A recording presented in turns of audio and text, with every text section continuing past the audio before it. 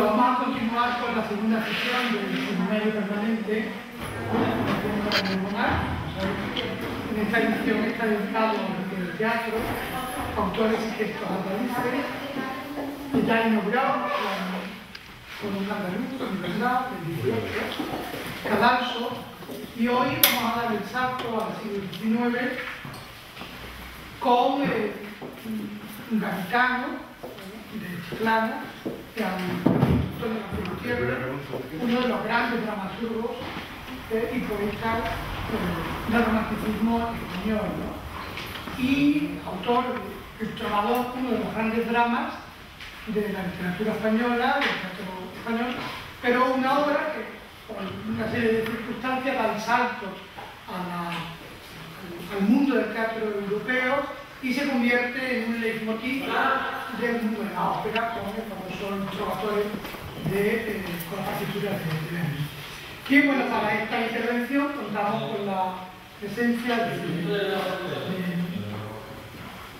mi colega y mi tocayo, el profesor Alberto González Troyano, que bueno, que ha sido de Jerez, de la Asociación Regional, es amigo también, pero bueno, ha sido profesor de la Universidad de Cádiz durante muchísimos años y hace unos cuantos nos abandonó para irse a esta ciudad Emilia, ¿no?, de Cádiz, de Sevilla, ¿no?, donde ahora forma parte de su trabajo de profesor. Bueno, para los que no conozcan, bueno, como ha dicho ya, es especialista en la literatura del siglo XVIII y del siglo XIX y el XX, de la literatura del corte taurino, especialista en la historia, en la literatura, en la bodega, el mundo del teatro y el mundo del teatro y la música, el mundo de la ópera. Entonces es una persona que, independientemente de que somos bastante amigos, pues tiene un perfil que encaja perfectamente en las coordenadas de este seminario. Nadie mejor que él para hablarnos sobre el trovador y la antología romántica, porque hace relativamente pocos meses ha publicado en la prestigiosa colección que dirige el doctor Francisco Rico, pues una edición del trovador.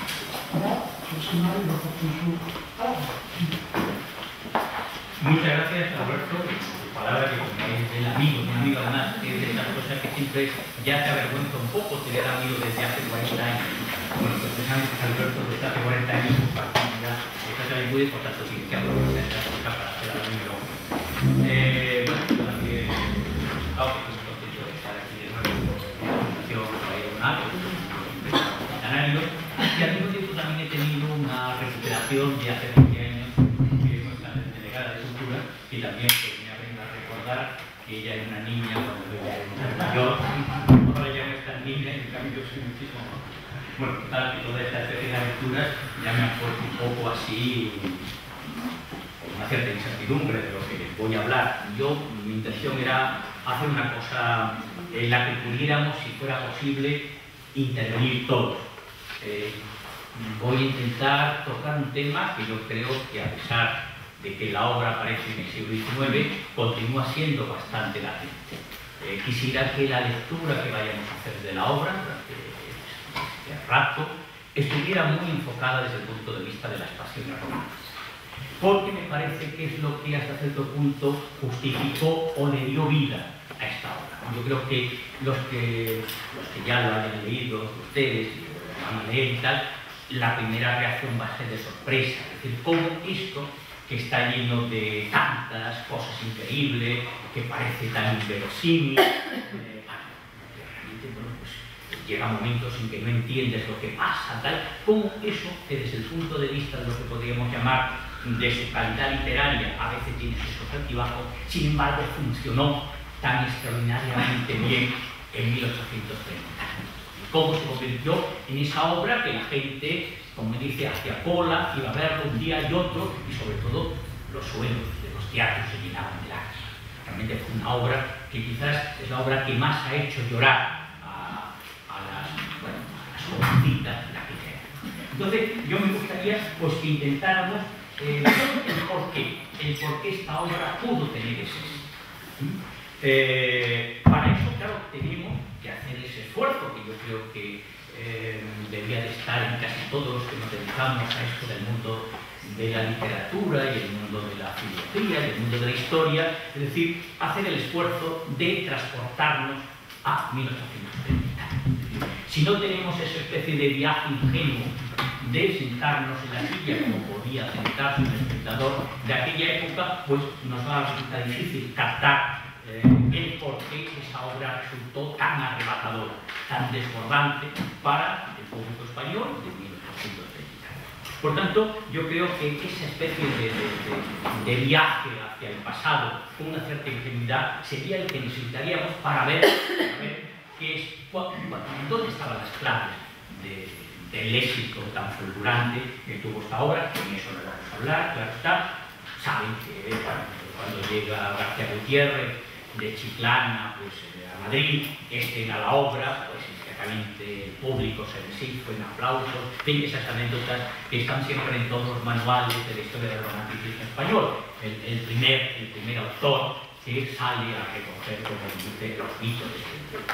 Bueno, pues realmente esa obra que emocionó, casi podemos decir que emocionó más que el Don Álvaro, es lo que más o menos nosotros podemos preguntarnos el porqué de eso.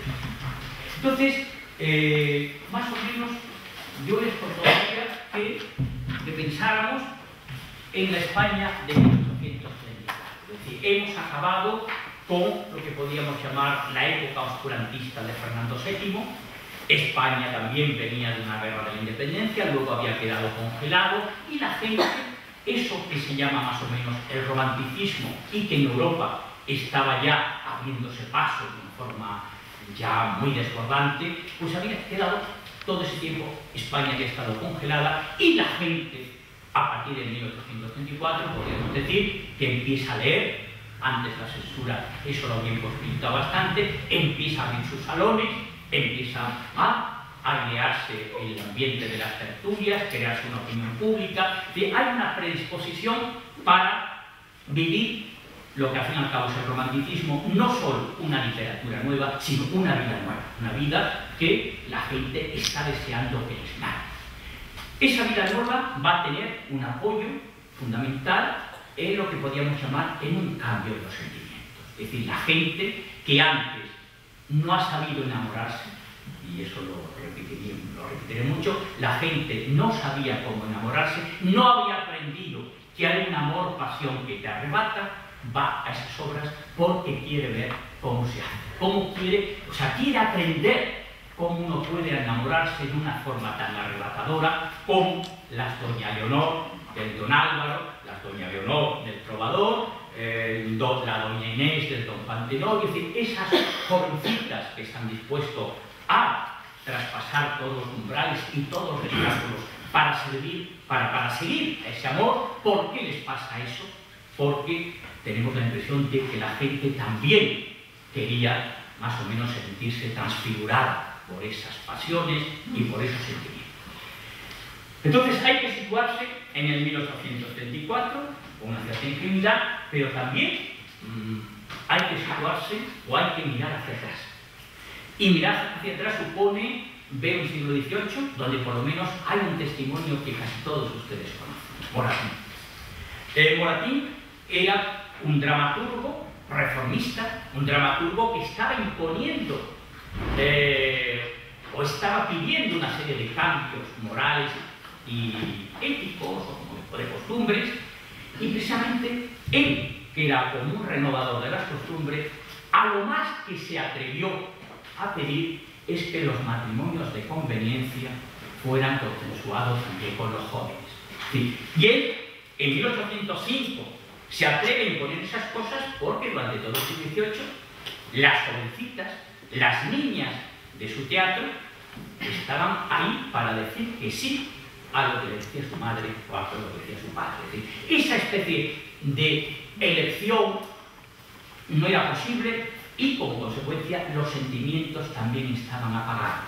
Cuando tú estás ahí para obedecer, cuando tú estás en el convento esperando la decisión que toma tu padre o tu madre en función de las conveniencias familiares, lo que no puedes tener son unos sentimientos muy despiertos para decir, me gusta esto o me gusta aquello. No, estás ahí para obedecer.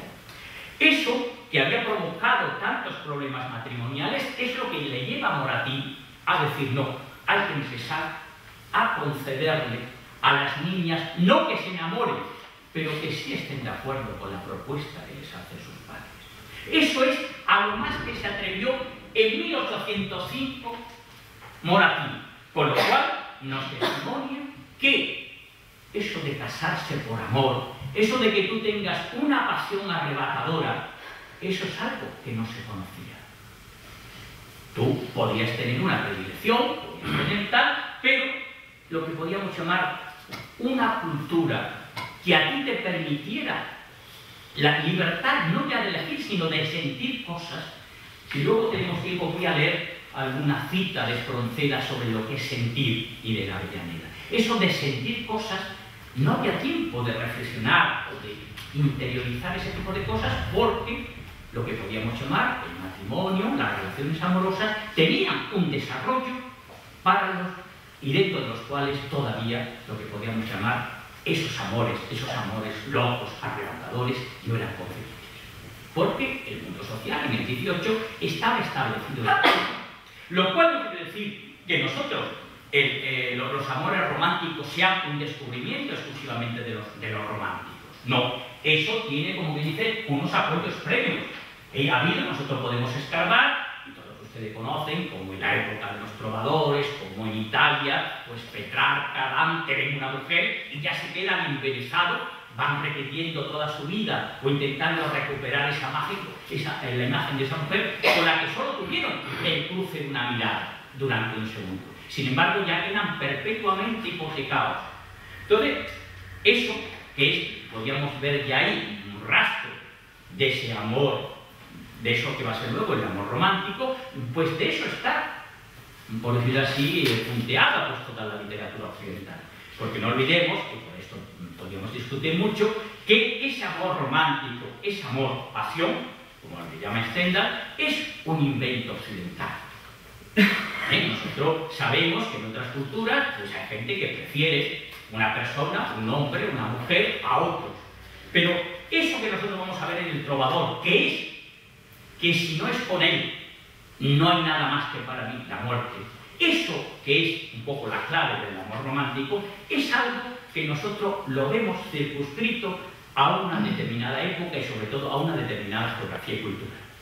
Y eso es algo que nos debe también hacer reflexionar, cómo nosotros en un determinado momento, por decir nosotros los occidentales, hemos adornado lo que en el fondo es lo que podemos llamar un instinto, una tendencia, lo hemos adornado de forma que estás con alguien para realizar una serie de cosas, pero además a esa persona la has embellecido, lo has cristalizado con una serie de virtudes para que te parezca indispensable, insustituible. Entonces, eso es algo que en la época romántica va a convertirse en algo desbordante. Esa palabra que me gustaría, algo que realmente la gente no sabe cómo controlar. Y también es otra hipótesis que podríamos discutir, y al que ustedes ya empiezan a decir yo no estoy de acuerdo, pues es estupendo ya levantar la manta, porque otra hipótesis de esto es que ese amor-pasión y ese amor romántico es algo que se aprende viéndolo o leyéndolo. Una pequeña anécdota. Madame Bovary está en su casa, está con un marido que ha llegado un momento que ya no le causa trastornos de grandes pasiones, y entonces se pone a leer. Su aburrimiento,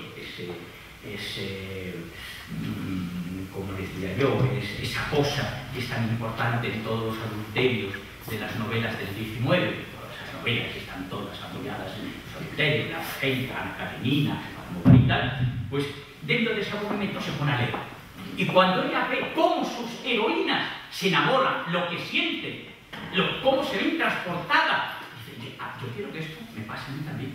Y entonces busca unos hombres que realmente luego van a ser como unos baños, unos plenos, porque a ella le da igual, lo que quiere es enamorarse. Con lo cual nos da a entender algo importante, que tú de quien te enamoras no es por los méritos que tiene esa persona, sino por la necesidad que tú tienes de encontrar algo que te estimule para enamorarte. Bueno, pues entonces, volviendo a lo nuestro, el inciso de Madame Bovary, y no olvidemos, es decir, que Madame Bovary nos da el mejor ejemplo de cómo aprendes a enamorarte a través de los libros. Y esto es algo que podíamos ver cómo es un efecto que va a ser importante. La gente no aprendería a enamorarse, ese amor-pasión, ese amor arrebatador, si no lo viera en los espectáculos, si no lo leyera en la historia. Luego, entonces, la gran clave del teatro romántico es que es la forma más directa y más inmediata que tiene la gente para aprender. Tú puedes ser analfabeta, tú puedes ser analfabeto, vas al teatro y ahí entras en comunicación con lo que está pasando.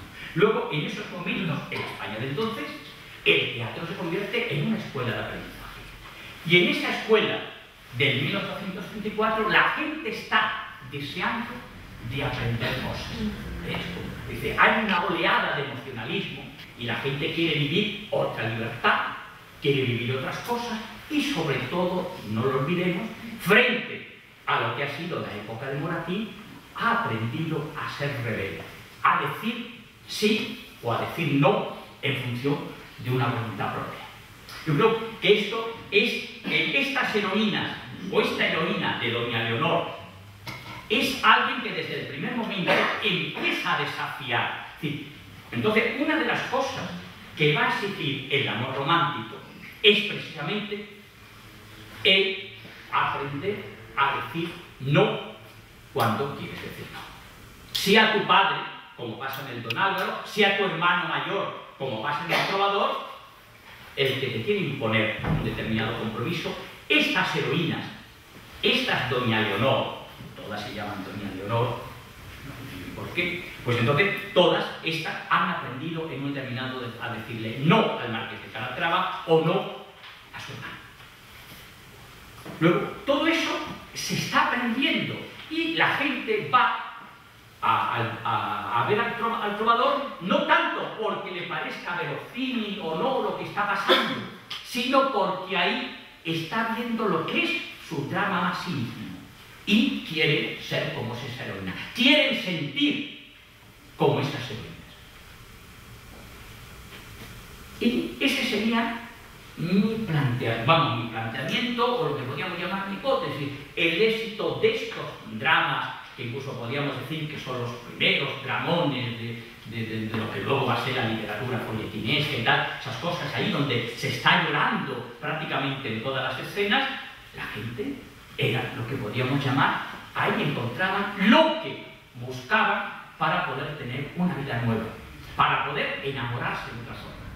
O mejor dicho, para empezar a enamorarse, para poder idealizar, cristalizar a esos modelos a los cuales querían imitar o querían seguir. Entonces, yo no sé si muchos de ustedes están de acuerdo con ustedes de que precisamente el amor-pasión es un aprendizaje, es algo que ven, es algo que alguien literariamente se inventa y tiene éxito y se va, por decirlo así, prodigando los demás. Entonces, el teatro va a tener ese efecto. Y esa es una de las claves que yo creo que justifica el que una obra como El Trovador se convierta en, quizás, en el título más representativo de todo el romanticismo español. Es la referencia. Pero ya no solo en España, sino es que incluso cuando Verdi, que era muy selectivo, se dedica a buscar libretos para sus grandes óperas, recurre al Trovador, lo mismo que recurre al Don Álvaro. Ahí está lo que no solo en España, sino también en Europa la gente quería, no olvidemos, sentir en esa especie de trasvase de lo que yo necesito y lo que estoy viendo. Bueno, ese sería el punto de partida. Y yo no sé si hay alguien ya que tendría esa especie de atrevimiento, es lo que tienen las heroínas románticas, son audaces y se atreven. Entonces yo no sé si hay aquí alguna heroína o algún héroe romántico que sobre las cosas que he dicho estaría dispuesto a decir que está en desacuerdo. Y si no, pues continuamos. ¿Es el amor romántico una invención? ¿O es algo cultural que se adquiere. Cuando tú dices que es un invento occidental, ¿te estás refiriendo a partir, por ejemplo, de la Edad Media o estamos yendo más atrás, al mundo clásico? Bueno, yo creo que sobre todo para nosotros es más bien el mundo de las cortes provenzales, porque claro, ahí la gente como nosotros pues es capaz de establecer una línea de continuidad. Me refiero a la gente que se dedica a esta la cosa académica y comunitaria. Ahí hay una continuidad. Claro, esa continuidad antes la rompe el cristianismo. Es decir, nosotros podemos pensar que ya los trovadores básicamente van a tener una posibilidad y tienen lo mismo que nosotros nos pasa hoy, empiezan a tener un ocio. Es decir, las cortes trovadorescas, como ya no están continuamente guerreando, se dedican a adornar, a tener un medio de vida relativamente más grato, y por tanto hay unos señores, los trovadores, que pueden reflexionar sobre el amor, pueden analizar los sentimientos, y entonces crear una literatura para esa gente que está ociosa. O sea, no olvidemos que una cosa es la literatura épica, o la poesía épica, y otra cosa es la literatura lírica. Ese análisis de los sentimientos va a estar muy concentrado en una serie de cortes donde hay tiempo para decir, ay, lo que siento cuando aparece Pepito. Entonces, eso necesita un cierto tiempo. El Cid Campeador, cuando llega con doña Jimena, como está una sola noche con ella, pues no puede analizarse mucho, porque tiene que hacerlo todo. Bueno, pues entonces las cortes trovadorescas lo que hacen es darle un tiempo a los sentimientos, que serían lo que todavía Espronceda nos va a decir cuando le preguntan por una obra de teatro. Dice: nosotros, después del estreno, dice Espronceda, nosotros no tuvimos tiempo sino para sentir, y nuestro corazón dominó tan absolutamente nuestra cabeza que no la dejó un punto libre para juzgar. Imposible es, pues, que analicemos el drama. Imaginaos, después de ver Trovador, por ejemplo, Espronceda dice, no, es que yo solo he podido sentir. No lo quiero juzgar, pero es que la Avellaneda viene a decir lo mismo. Siento demasiado para poder pensar mucho. Entonces, se ha creado ahí como una especie de contraposición entre lo que yo quiero es sentir. Esas emociones, esos sentimientos, quiero poderlos ver como si fueran míos. Y el hecho de que la obra me parezca inverosímil, el hecho de que la obra pues esté lleno, por decirlo así, de momentos poco creíbles y tal, pues eso no les importa, porque lo que están buscando es otra cosa. Lo que están buscando es captar los sentimientos de esos héroes y de esas heroínas. Y esos sentimientos, sobre todo, son los sentimientos amorosos, que son lo que en aquellos momentos, pues, aparte, claro, todo eso hay al mismo tiempo que alimentarlo, cubrirlo con otro tipo de adornos históricos. No olvidemos que precisamente la obra va a ser el trovador que se traslade a la época medieval. Y el trovador, o sea, yo antes estaba hablando y ni siquiera me había dado cuenta de que el trovador se llama el trovador, o sea, que es precisamente ese señor que puede, ahí queda un poco estereotipado, pues puede cantar, puede tocar música, es decir, que le da a lo que podríamos llamar a sus sentimientos amorosos, le da al mismo tiempo una especie de abrigo a través de lo que podríamos llamar de esas artes tan sensuales como son la poesía y la música. Entonces, ahí yo creo que el asunto de que nosotros podíamos establecer una cierta continuidad, una cierta ligación desde Dante, desde Petrarca, la poesía provenzal, la poesía galaico-portuguesa y tal, es una especie de poesía lírica que se dedica no a contar cómo es el señor que va matando moros, no, cómo son los sentimientos que yo tengo cuando estoy con mi dama o cuando estoy con mi caballero. Y eso nosotros podemos seguir, y eso puede sacar a Garcilaso y la literatura española. Hay una literatura amorosa, por descontado, importante. Ahora, el 18, por motivos que ahora no vamos a entrar, el 18 eso lo apaga. Porque, ¿qué sería para nosotros el 18? Ese momento en que estaría en contra. Parece como si Espronceda hubiera precisamente hecho una recriminación a todo ese siglo XVIII que lo que ha pedido es la razón, poder juzgar, poder distanciarte, tener una especie de justo medio. No, él lo que quiere es sentir y lo que tiene es dejarse arrebatar por esas pasiones. Y entonces pues nos encontramos en esa situación. No sé si con eso... ¿Alguna cosita más? Sí. No, sí. No, él ha levantado la mano antes y entonces... No, porque no, se volvía a pensar de que me dejó influir por... Tengo un par de cuestiones. Sí. La primera, dice que el amor romántico es un invento occidental. Sin embargo, yo... Bueno, lo de invento yo lo doy un poco para... Sí, no, sobre todo porque me viene a la mente lo que sería la poesía árabe, que la veo muy, la verdad, en cuanto al sentimiento, que sea, por ejemplo, entre hombres y todo eso, lo veo así muy sensual, donde se reflexiona mucho sobre el amor. Ya en las artes, en la manera popular, incluso en las casivas, la poesía culta árabe. Y también, si el amor es un concepto que se aprende leyendo, me gustaría saber cuáles serían las lecturas claves de las que entra el romanticismo, el concepto de amor romántico en España, en la península, a través de qué libros. Bueno, hay varias cuestiones. El amor romántico, o el amor pasión, como dice Stendhal, tiene, como dice, es heredero de todas esas cosas. Pero el amor romántico, tú, por ejemplo, vamos, claro, podríamos coger ya esto, pero para no meternos en el texto todavía. Tú puedes decirle a alguien, ángel mío, ángel consolador, tú eres como la Virgen, tú eres como Dios. Bueno, eso está muy bien, pero ¿eso qué quiere decir? Pues la palabra puede estar bastante agotada. Ahora, si tú coges y dices, yo soy hija del marqués de Calatrava, y mi padre me está diciendo que con ese hombre cuyo origen no se conoce, no consiente que yo me case o me vaya con él. Y tú coges y a ese padre le dices que no y te escapas con él o te vas a escapar con él, hay ya lo que podríamos llamar una forma de visualizar la fuerza del amor-pasión.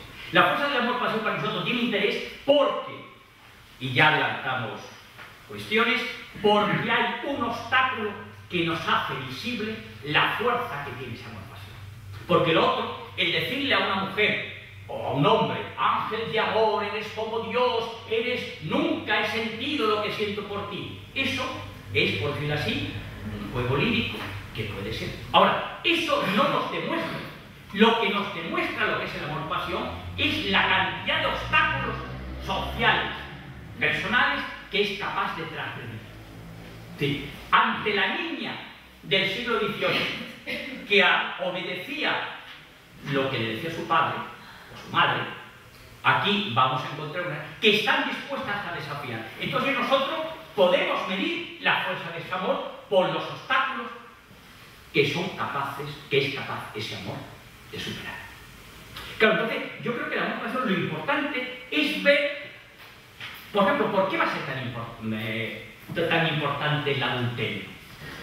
En toda la novela, todas las novelas del 19, si todo estoy muy bien, son novelas de adulterio. La Regenta, La Gaviota, Ana Karenina. ¿Por qué el adulterio? Porque si en aquellos momentos, con la situación social que existía, la presión moral que existía, una mujer es capaz de dejar todo, incluso como pasa en Ana Karenina, de dejarlo todo por un hombre, es que ese amor tenía que ser realmente un amor arrebatador. Ahora, si ella se dedica a escribirle una carta diciendo, oh, ángel, alma gemela, cuánto te quiero, te echo mucho de menos, eso se puede estar escribiendo una carta todos los días a un amante distinto. Ahora, cuando ella está dispuesta a tirarse un tren porque le ha fallado ese amor, tú dices, ay, no. Sí, yo creo que nosotros lo que hacen los escritores es dar cuenta de ese efecto que tiene el amor-pasión a partir de la fuerza que es capaz de ejercer para derribar todos los obstáculos sociales y morales. Doña Leonor se va a casar con Dios, se hace monja. Cuando aparece Manrique, ni Dios ni Dios se va con él. Es decir, entonces tú dices, bueno, si es capaz, doña Inés está en el convento. Aparece don Juan, doña Leonor, la otra de don Álvaro, de los amantes de Teruel. Es decir, es que, claro, la gente aprende lo que es el amor no a través de la palabra embellecedora de esos sentimientos, sino a través de la fuerza que tiene eso para arrasar. Que es esas heroínas que están dispuestas a decir no en un momento y sí ante las dificultades. Yo creo que eso es el aprendizaje, no la palabra, que la palabra amorosa ya estaba muy gastada, por decirlo así. Después de lo que habían dicho Boscán, Garcilaso, Fray Luis de León, es que, ¿qué quedaba ya a la palabra amorosa para que resultara creíble? No, era ya un juego. Sin embargo, pues cuando tú eso lo estás viendo, la cosa ya es así. Creo, no sé si con eso voy respondiendo, porque como también me voy un poco por las nubes de ir tal, ¿eso era que ha respondido alguna de las cosas? Sí, a la primera. La primera. No te he convencido, pero por lo menos se ha respondido, ¿no? Y la otra era, ¿de qué obras? Sí, la lectura que me deja. Bueno, pues yo creo que las obras son estas. Es decir, hombre, es que, verás tú, en España también el trovador es importante porque el romanticismo español no es apabullante. Me refiero el de creación literaria. A lo mejor vamos a tener otra aportación muy importante en otros aspectos, pero vamos a tener en este aspecto de la historia, porque así podemos culpabilizar a la historia y a Fernando VII. Es decir, nosotros vamos a tener un periodo donde lo que podríamos llamar la sumisión a... Claro, es que en 1814, cuando llega Fernando VII, cuando recupera, por decirlo así, el poder totalizador, pues claro, es la Inquisición, la censura, todo lo primero que se establece. En esas condiciones era muy difícil que alguien se atreviera a decir las cosas que dice doña Leonor. Claro, entonces es una literatura que empieza tarde. Pero claro, empieza tarde en España, pero lleva ya un par de décadas en Francia, lleva un par de décadas en Inglaterra. Claro, toda esa literatura ha sido ya asumida, traducida. Resultaba mucho más barato traducir un libro que pagar, porque ya estaba garantizado hasta cierto punto el éxito, por la incidencia que había tenido en los otros mercados europeos. Y entonces los editores españoles están muy acostumbrados a traducir. Entonces se está creando una literatura que alimenta esa audiencia de la gente que quiere saber. Pero yo creo que es precisamente con estas obras con las que ya empieza a transmitirse de una forma que podríamos llamar continuada, lo que podríamos llamar esa concepción del mundo amoroso.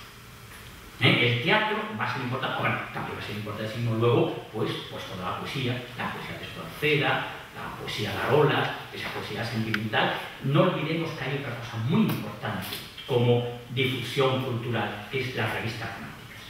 En aquella época, cuando tú ya, lo que decíamos antes del ocio, cuando tú ya puedes abrir tu salón, cuando tú ya tienes una casa que te permite una cierta ostentación, porque ya eres un burgués, no olvidemos que es el momento en que la burguesía empieza a controlar la situación política. Cuando tú ya tienes ese momento que podríamos llamar de, ¿cómo le llaman los economistas a eso? De un valor sobreañadido, ¿no? ¿Cómo se dice? Ya tienes una especie de pluralidad y tal, empiezas a invertir en cultura. Porque como no tienes linaje social, como no tienes linaje de familia, ya tú tienes que imponer tu imagen ofreciendo tu casa. Entonces ahí, a lo que iba, las revistas románticas son muy importantes. Es decir, nosotros ahora cuando vemos cómo el semanario pintoresco español estaba prácticamente, debería de estar en todas las casas españolas, porque encontramos ediciones en todas partes.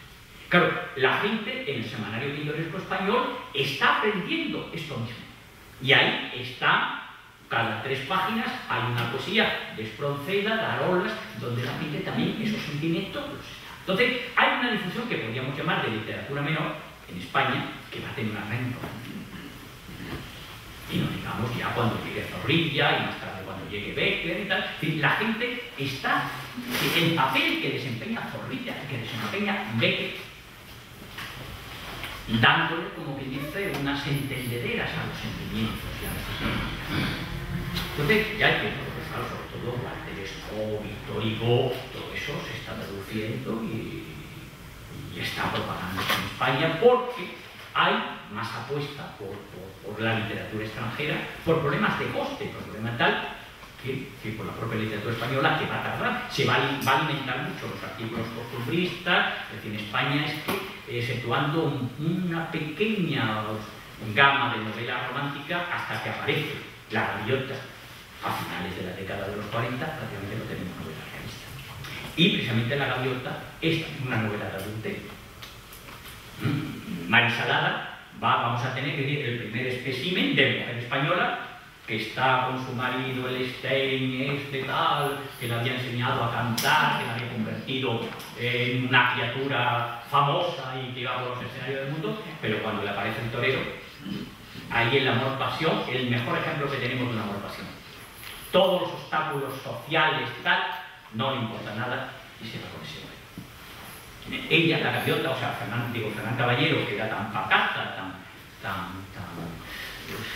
mujer de orden, pero sin embargo sabía que una novela, para que se vendiera, tenía que contar la historia de una mujer. Entonces, la novela es la que va inventando esas cosas.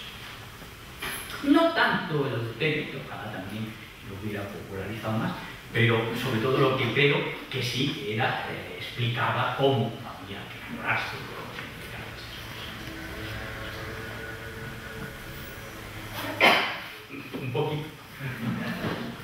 ¿Alguna cuestión más? Que yo no sé cuándo estos señores me van a echar. ¿Qué? Ah, es verdad que sí. Es que claro, me olvido de las autoridades. Estoy atendiendo al público.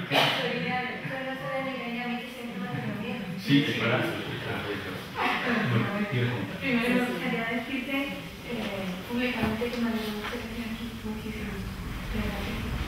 Y bueno, de manera desordenada, ¿no? Porque creo que estamos teniendo una conversación y que van surgiendo muchas cosas que serán objeto de conversaciones y de análisis, de sesiones independientes e individuales a la vez.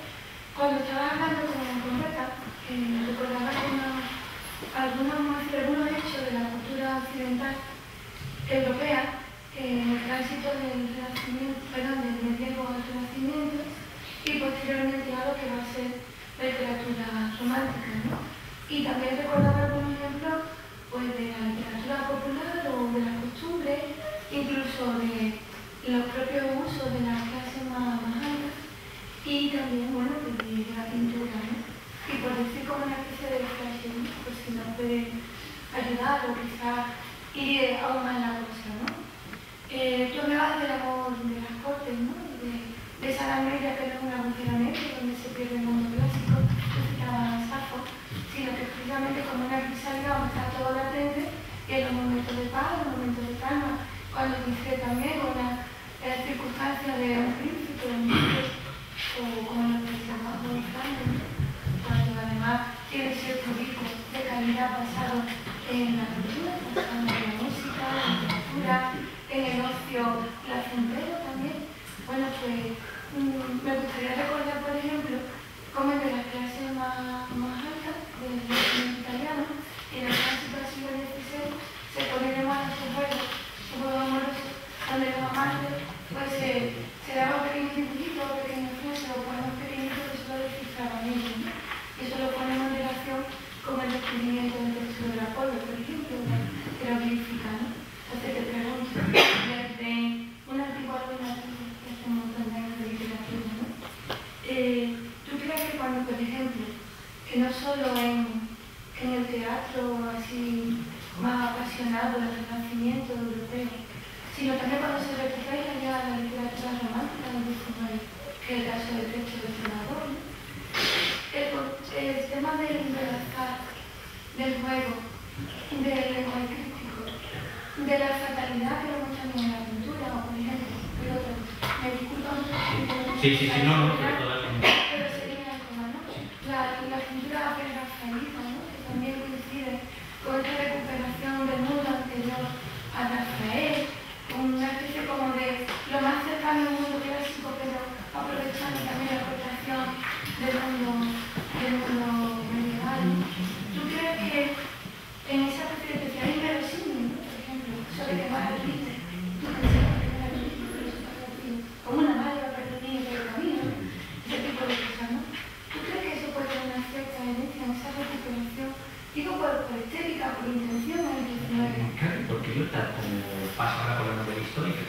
moda, intentan crear un ambiente que al mismo tiempo tenga para la gente un aliciente. Y en aquellos momentos el trasladarse a la época medieval, cargada de connotaciones, a la gente le sirve. Es decir, literariamente eso es otro elemento que también sobrevalora la obra. El capacitar al espectador para que se vaya a eso. Pero ha habido también una cosa que me gusta mucho lo que has dicho, y es, hablamos del amor-pasión y parece que el amor-pasión a veces son solo los obstáculos y las dificultades. El amor-pasión también se va alimentando con esa especie de indicios que tú no sabes cómo interpretar. Eso es fundamental, el juego. Es decir, él dice, por una parte, tú necesitas que está continuamente presente un rival. Es decir, el amor-pasión tiene que estar expuesto a un rival que a esa dama ambicionada en un momento te la pueda quitar. Es decir, que el amor-pasión se va incrementando con toda una serie de dificultades hasta llegar a cristalizar, esa palabra que le gustaba tanto a este. Y luego al mismo tiempo, claro, están esos indicios, se ha ido, se ha quedado, me ha mirado. ¿Qué querrá decir con esa mirada? ¿Desprecio? ¿Me quiere? ¿Se lamenta de algo? Claro, entonces, eso que a ti te pone, ese alimento de los sentimientos y de la psicología, ese abrirse, claro, es como consecuencia de las incertidumbres. Cuando tú estás en esa situación del amante apasionado, estás teniendo que interpretar los signos, los indicios, favorablemente o no favorablemente. Entonces, no, también necesitas. Es curioso cómo en la obra, cómo en 2 segundos cambia. La estás llamando pérfida y a los 2 minutos la estás llamando ángel de Dios. Bueno, ¿en qué quedamos? ¿Por qué no hay continuidad en ese sentimiento amoroso? Claro, eso es algo que también la literatura está enseñando a la gente. Que tú puedes querer y a los 2 minutos has dejado de querer y la estás llamando pérfida. El duque de arriba, vamos, es que a veces te dan ganas de buscarlo y decir, pero ¿cómo se atreve usted a mostrarnos a un señor que acaba de llegar y a los 2 minutos, porque ya no la sigue con la celeridad que él quiere, empieza a llamarla pérfida? Y aquí la misma palabra pérfida está en el todo. Entonces, esos sentimientos pueden cambiar, es decir, estás expuesto porque no sabes interpretar los signos. O mejor dicho, los signos son de una ambivalencia que son muy difíciles de interpretar favorablemente. Entonces, cualquier cosa se convierte en una sombra. Has estado hablando con él, te he visto hablando con él. Y ella dice, no, te he visto hablando con él. Y ya se ata eso para decir que es una pérfida. Claro, entonces es un estado, por decirlo así, bastante difícil. No sé si ustedes ya todos tienen experiencia de pasiones amorosas, pero es algo que resulta bastante angustioso. Y la angustia de estos personajes se hace muy evidente. Están continuamente expuestos a la pérdida. Estar expuesto a la pérdida, ¿no? Es algo, parece que el logro nunca prevalece. Apenas parece logrado ya un personaje, parece que en ese momento ya se lo han dicho todo, aparece una nueva nube y se ensombrece la situación. Y aparece la duda, aparece el rival, ella se niega, tal. Es que, claro, la obra es, podríamos decir que es el trovador o el reinado de las incertidumbres y de las ambigüedades, tal. Pero si yo ya estoy con Dios, pero ¿cómo voy a dejar a Dios para irme contigo, tal? Pero a los 2 minutos dice, sí, estoy de Dios, ya me he olvidado, me voy contigo. Claro, entonces, eso, la gente, esas fluctuaciones, está reconociéndose su propio estado anímico.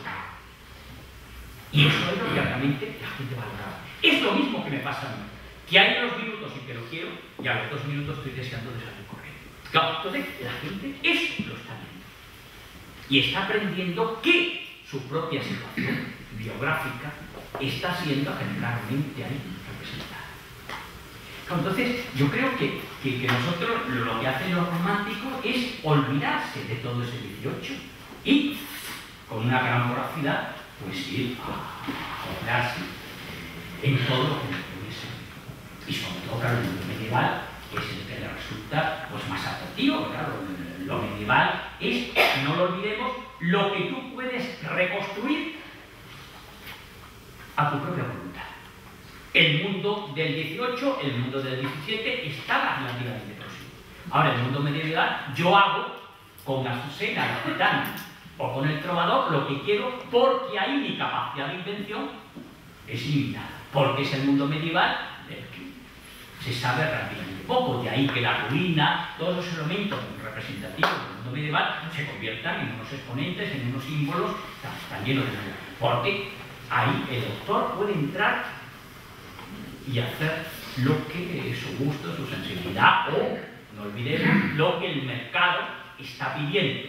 El éxito de las obras románticas como El Trovador es porque García Gutiérrez, que llega y lo que necesita es ganar dinero, se ha dado cuenta que eso es lo que la gente va a aplaudir. Es una pequeñita, pero ya es una industria cultural la que está surgiendo.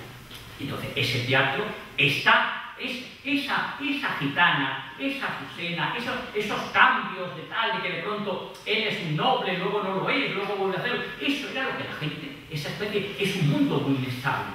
Ese triunfo, ese ascenso de la burguesía, a partir de la muerte de Fernando VII, ese triunfo está lleno de inestabilidades. Cuando tú quieres montar una fábrica, cuando quieres tal, sabes que eso puede salir adelante, no puede salir adelante. No es como el aristócrata que tiene un linaje y ya tiene, por decirlo así, justificada su biografía. El burgués se tiene que hacer. Y para hacer tiene que ser emprendedor, tiene que arriesgar. Y en esas cosas se reconocen mucho los espectadores en lo que está pasando en El Trovador o en El Tonal. No olvidemos que el héroe romántico tiene ese éxito porque los burgueses emprendedores en ese momento se están reconociendo en ese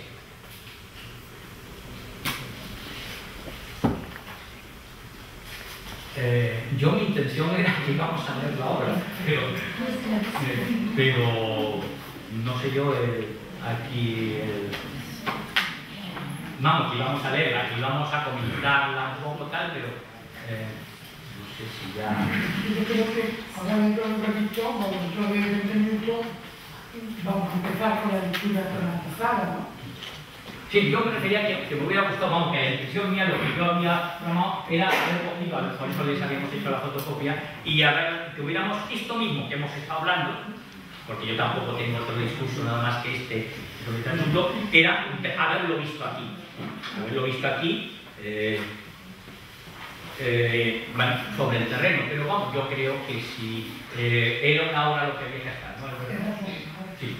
Entonces, si quieren, lo que sí me gustaría que si hay alguien más que no esté de acuerdo y se vaya a quedar esta noche desconsolado, que podemos discutir, que yo tampoco estoy tan convencido de lo que tal, y si hay alguien... A mí hay una cosa que sí.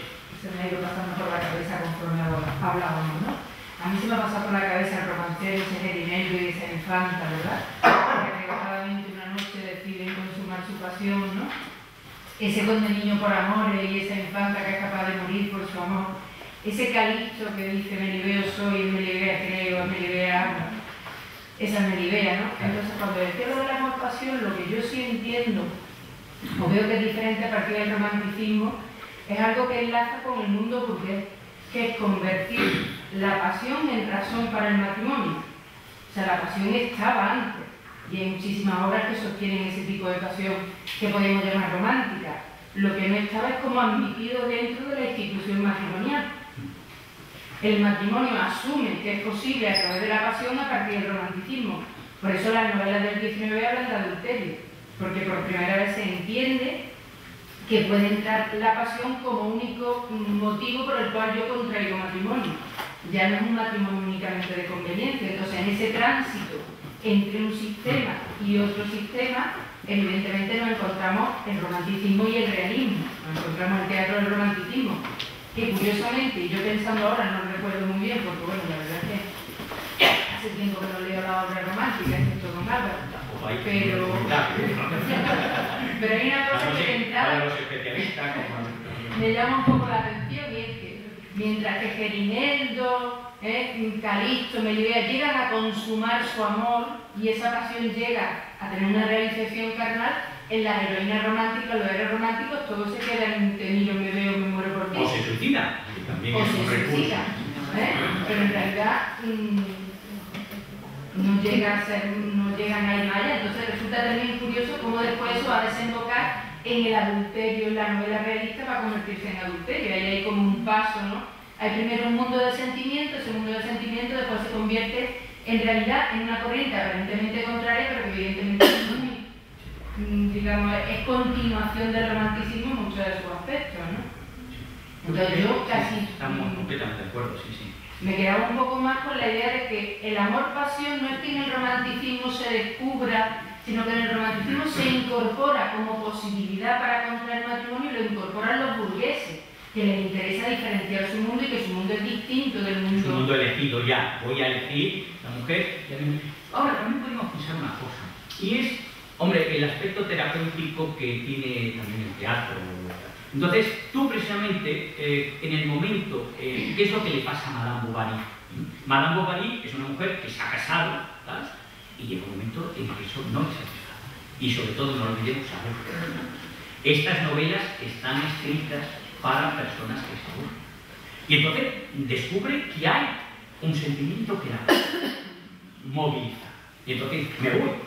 Que a veces el teatro o la novela sirve para compensar lo que precisamente la vida no te da. Es ese efecto del teatro, que es por una parte una escuela de costumbre, pero también una escuela de compensación. Ahí estoy viendo lo que yo ya no sé. Y eso también tiene su terapéutica. Claro, lo que también de lo que has dicho yo creo es importantísimo, y es que no podemos concebir, o es muy difícil concebir, un amor-pasión sin transgresión. El caso de Genieldo o el caso de Melibea. Melibea, todos nos preguntamos inmediatamente, siendo la, que quizás casi la obra literaria española más importante, casi más importante para muchos que el Quijote. Sin embargo, todos nos preguntamos inmediatamente, bueno, ¿y por qué, si ellos son de la misma clase social y tal, por qué no se casan? Claro, es decir, me voy a hablar con el padre de Melibea y le digo que yo soy rico y que tal, ¿por qué no se casan? No se casan porque la obra se tiene que alimentar de la dificultad que ellos tienen que tener una relación clandestina. Ellos se van a sentir en ese, por decirlo así, en ese clima, porque están viviendo una relación clandestina, una relación prohibida. Es decir, ¿por qué la prohibición se convierte en un incitante tan llamativo para que tú puedas sentirte amorosamente? Ahí está un poco, y esto es un poco lo que ha llevado sobre todo a los ensayistas franceses de tipo Maray, Foucault, Sophocles, que si no hay transgresión, la pasión amorosa no se da. Es decir, tú tienes que transgredir. De ahí que nos hayamos inventado tantas transgresiones para poder decir que se va la pasión. Entonces, yo creo que sí, que ya Genieldo y tal, tiene que ser. Sí, si Genieldo habla con el rey y dice, mira, me gusta mucho tu hija, vamos a hacer esto y tal, bueno, ya, eso, ¿quién iba a leer eso? Se ha quedado en la memoria nuestra porque es lo prohibido. Lo único, la obra que podemos llamar fundacional, hablando ya del mundo medieval, Tristán y Isolda. Bueno, Tristán y Isolda, que para muchos es la novela fundacional de lo que podemos llamar de la pasión, digo, la novela, la obra, claro que sí, fundacional de todo esto de lo que estamos hablando. El rey Marco manda a Tristán que traiga a su mujer, o la que va a ser su mujer, y en el paseo en la nave, mirando la luna, se enamora y se va a casa. Claro, entonces, claro, si ahí ella no hubiera sido, él, el rey Marcos, hubiera sido su protector de Tristán, ahí no hubiera habido próxima transgresión. Es que es la transgresión lo que convierte esa relación amorosa en algo.